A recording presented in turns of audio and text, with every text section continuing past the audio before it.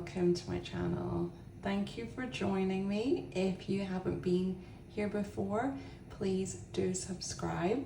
On this channel, we look at everything spirituality. That includes tarot reading, intuitive guidance.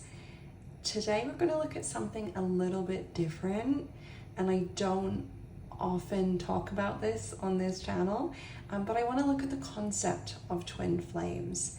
If anyone is familiar with this is the idea that sometimes two people are split from the one soul source and that they live independent lives on earth, that they're deeply spiritually intertwined, and that in some cases they know each other either as a form of friendship or through a romantic relationship.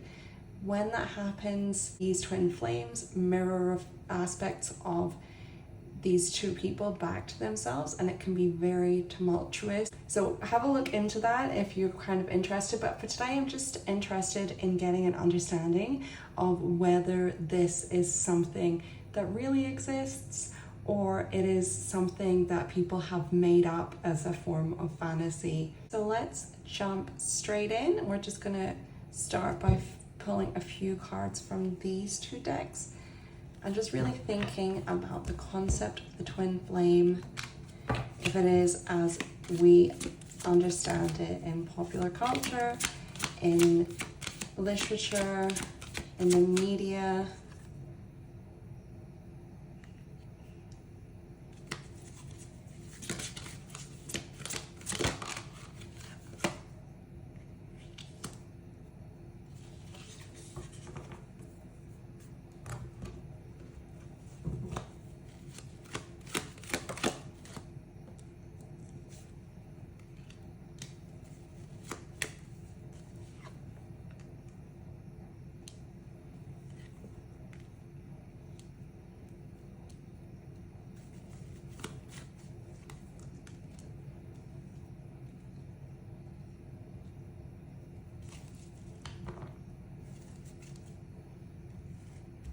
I'm going to draw one from another deck actually as well that I have here.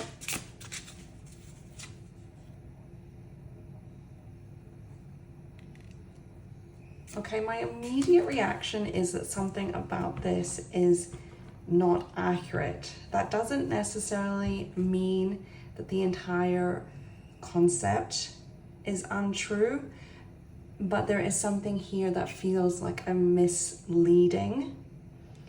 And it is something that seems to be connected with a feeling of being bound in a lot of circumstances here. Let's see if we can get a little bit more about this from the Rider-Waite. So what is it about this that isn't completely accurate?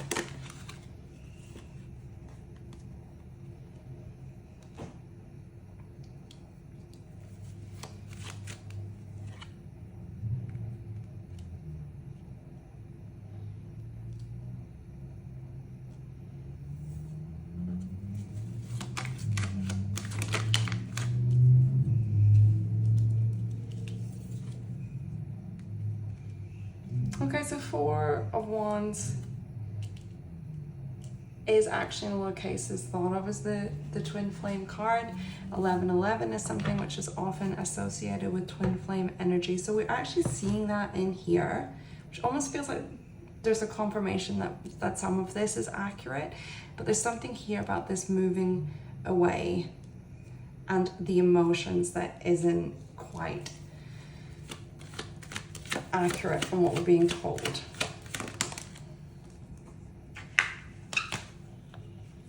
Yeah, so what I'm getting actually with this is that in a lot of cases, there is this false discourse around the twin flames and the emotional aspects of it.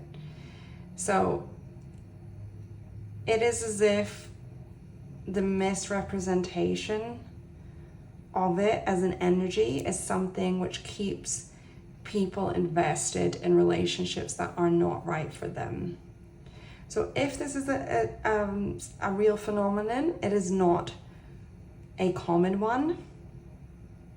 And there are a lot of people in relationships that are karmic relationships that they actually need to break away from, that they need to break cycles on, and they aren't, because there's discourse around this that convinces them that this moving away, this push-pull, is really part of the twin flame dynamic.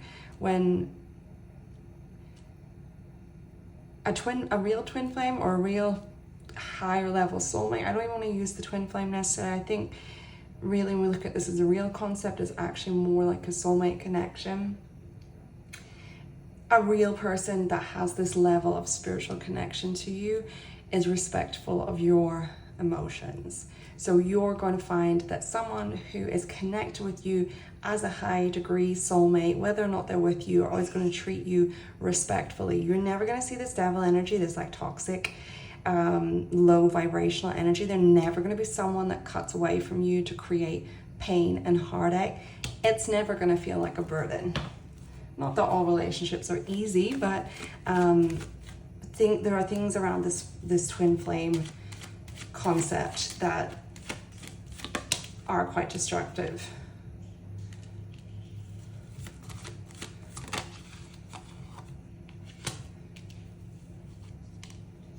So your aspiration here should always really be for a proper upright Two of Cups. So this is more of a soulmate connection. This is someone that's in tune with you, someone that understands you, someone that you don't have a push-pull dynamic with.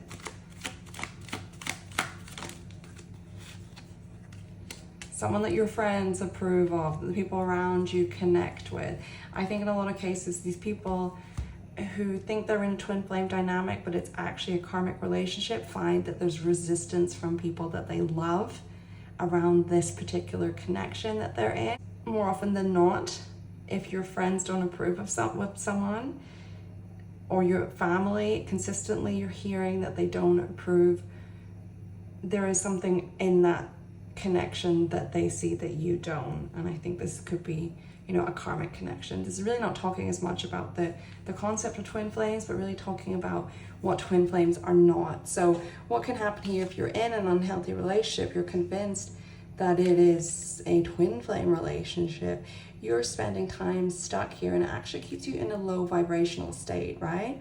If you're not with the right person, then you are keeping yourself in a scenario where you haven't brought in your true soulmate. So a lot of people are sitting out here, they're in relationships, they're convinced they're twin flame relationships, and they're using the excuse of the twin flame relationship to justify actions that aren't actually okay and that aren't healthy patterns. It's keeping you stuck. You should always be with someone who's high vibrational, who is making you feel like you're in your best possible place. If you're with someone, they need to feel like a breath of fresh air. They need to make you feel like your life is easier for being with them. They need to have the stamp of approval for people that you love. They need to be celebrating with you, living life.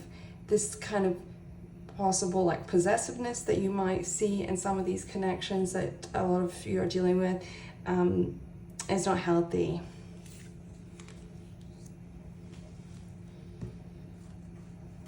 Okay, let's see what else is coming through.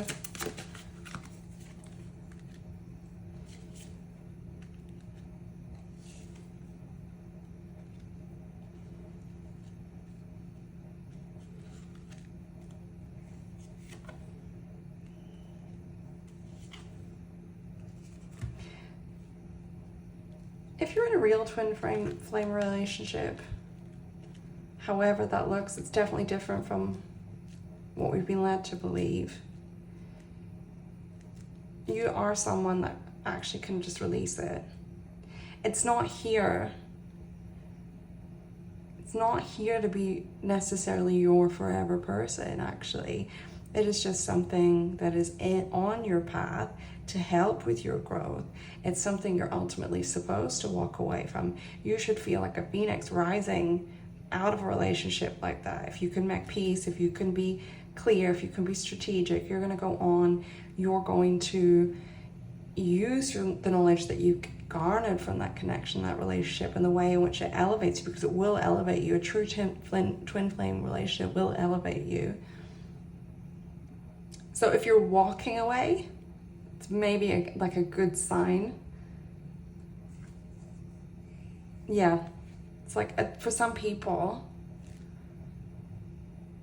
that cannot do this walking away, these karmics, they're triggering your attachment style, and because you are maybe anxiously attached, you're justifying with the concept of a twin flame, when actually just the healing that you could do on your attachment style will bring through a more high vibrational relationship for you.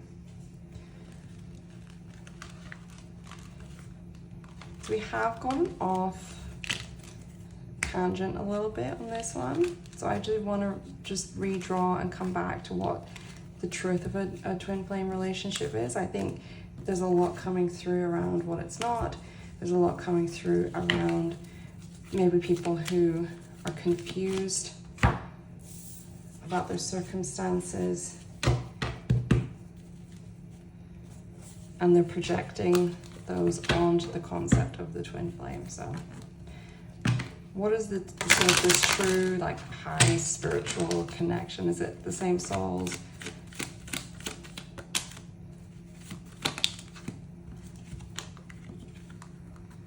So we are getting an infinity connection here. There are people whose souls are kind of ongoingly intertwined.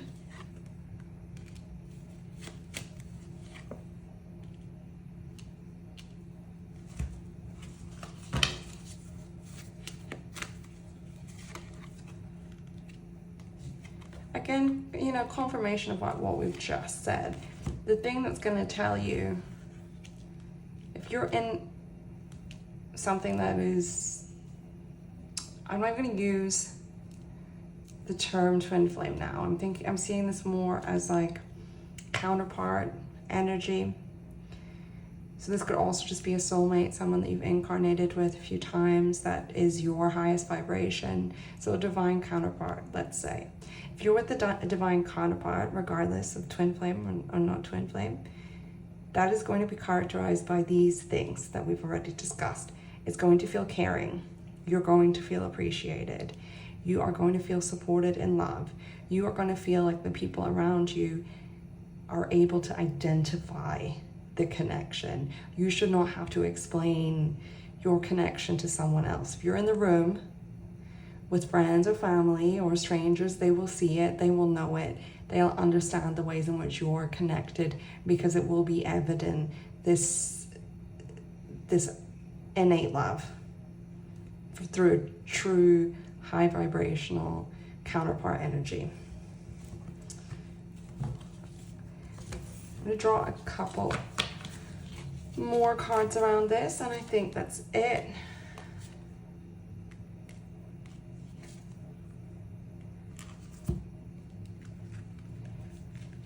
Yeah, okay.